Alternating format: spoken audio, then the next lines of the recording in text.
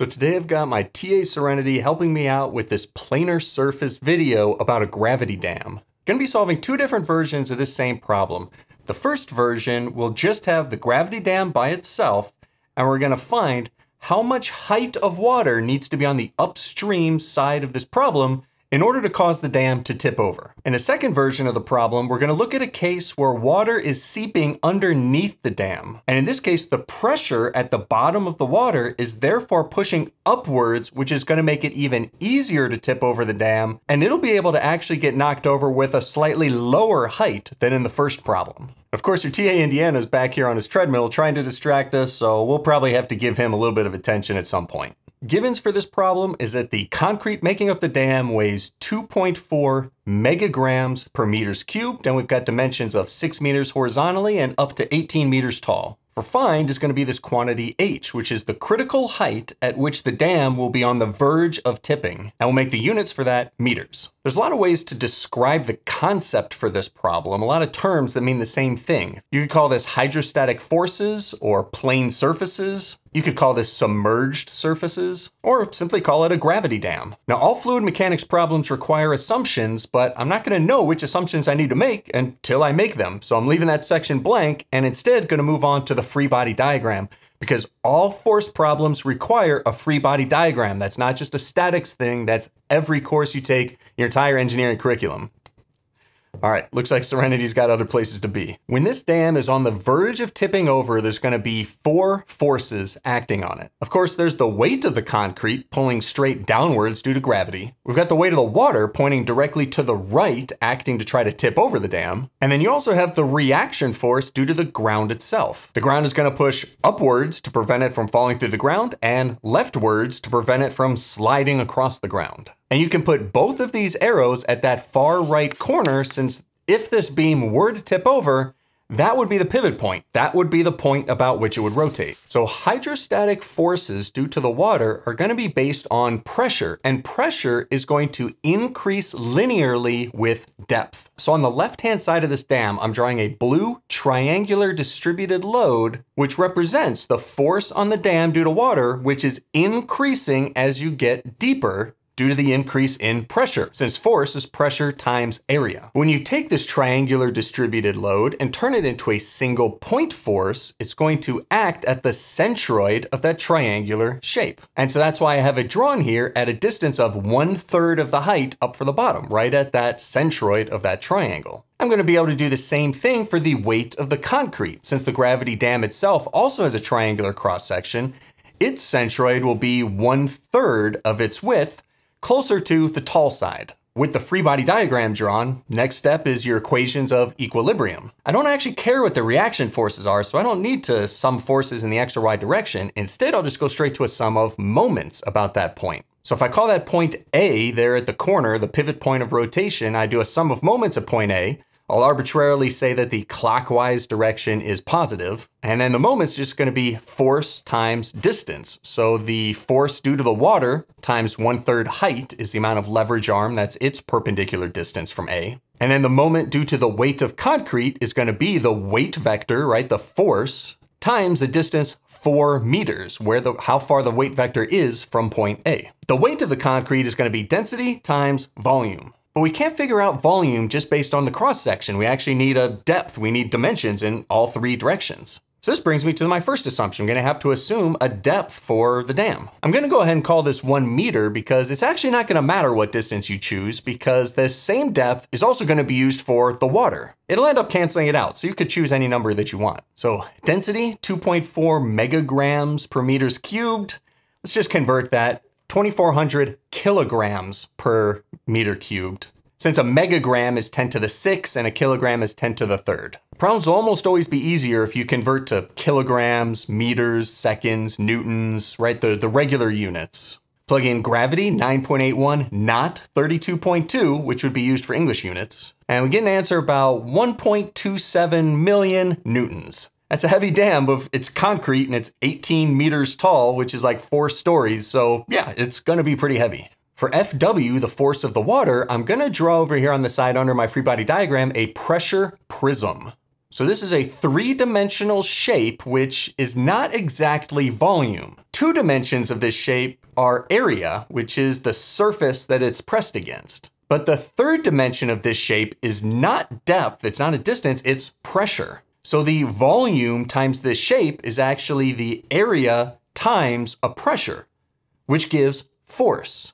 So since the pressure acting on this surface isn't constant, the pressure increases as you get deeper, you can't simply use the equation that force equals pressure times area because pressure is changing. So by drawing this pressure prism, you can find force as the volume of this shape. So the shape of this prism is going to be 1/2 base times height for the triangular cross section times the depth that this shape is essentially extruded into the page. So from the manometer equation, you know that the pressure at a depth is rho GH. So we've got 1/2 times rho GH times the unknown factor h, which is the height of this triangle. And then the depth is that value that we assumed earlier for the dam, a distance of 1, which again is going to cancel out because it's on both shapes. We plug in numbers and get 4905 h squared as the force of the water acting on this planar surface. So now plugging everything back into the moment equation, we get a cubic function for h, and taking a cube root, we get a distance of 14.6 meters. So at a height of 14.6 meters, the hydrostatic force acting on the submerged surface of the gravity dam will cause it to be on the verge of tipping at point A. Now it may seem like your TA Andy has been extremely patient this whole time, but he's actually been meowing like crazy. I don't know if the microphone's picking it up or not. So let's go give him a chance to run and play for a little bit, and then we'll come back and solve the second version of this problem where we account for seepage underneath the dam,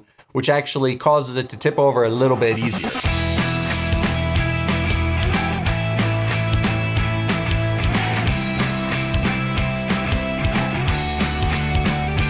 All right, second version of this problem, same as the first, except now we're accounting for water seeping underneath the dam, pushing upwards on it at that deepest pressure, right? So here on this sketch, you could almost envision that you've got some water, again, making its way through the soil, but since it's still connected to the original water on the left-hand side, it's still exposed to the same pressure from depth, so it's still pushing outwards due to Pascal's law on all surfaces. Indeed, students do not want to look at that. You need to face the camera. And if you need a refresher on Pascal's law, I'll link to another video up here that I've done on that, a problem where we have a mouse lifting up an elephant due to the mechanical advantage possible in a hydraulic machine. Very similar free body diagram as this time as last time, but we've got one additional force, an upward pointing force due to the seepage under the dam, which creates a uniform pressure distribution pushing upwards. So the location of the centroid of this force is just going to be right in the middle of the base.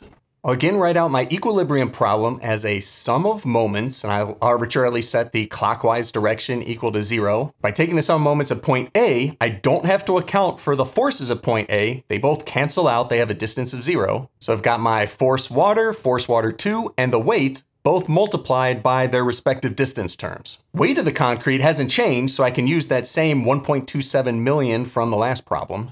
And the force of the water on the side of the dam also hasn't changed. Since h is a variable, I can still keep the 4905 h squared as the newtons of the force. And so the only change in this problem, the last unknown that I'll need to find in order to solve for h is going to be Fw2, the force pushing upwards on the dam. So I'll go ahead and draw a pressure prism this time just to help reinforce the concept, but since the pressure is actually constant, since this surface is horizontal, right? There's the same pressure pushing up on the left side as the right side.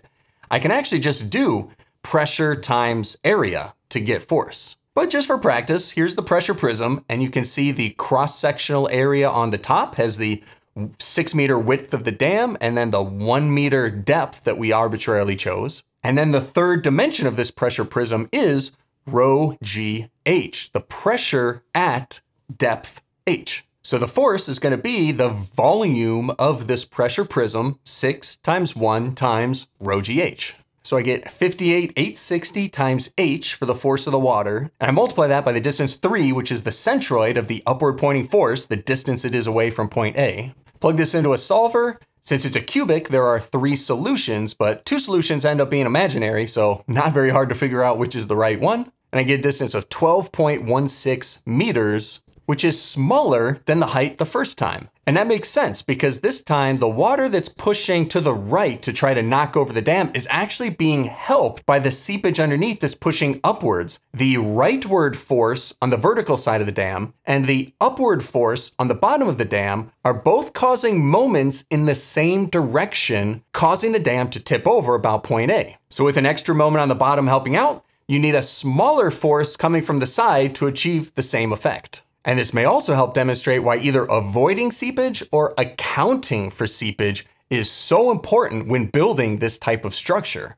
If you only account for the force of water acting on the side of the dam, you may miss a really important factor, which can cause your dam to be a lot less safe than it otherwise would have been. So good news, bad news, this was one of the easier versions of a submerged surface type of problem. And it's kind of easy because the distributed load was a triangle, since the very surface of the water was part of the contact surface with the surface. Problems get a little bit more complicated when the planar surface is fully submerged. And so the next video you see linked is going to have a submerged gate that's actually some distance underwater. And instead of a triangular distributed load, the distributed load will be a trapezoid. It's not a lot more difficult, but it's the next step up.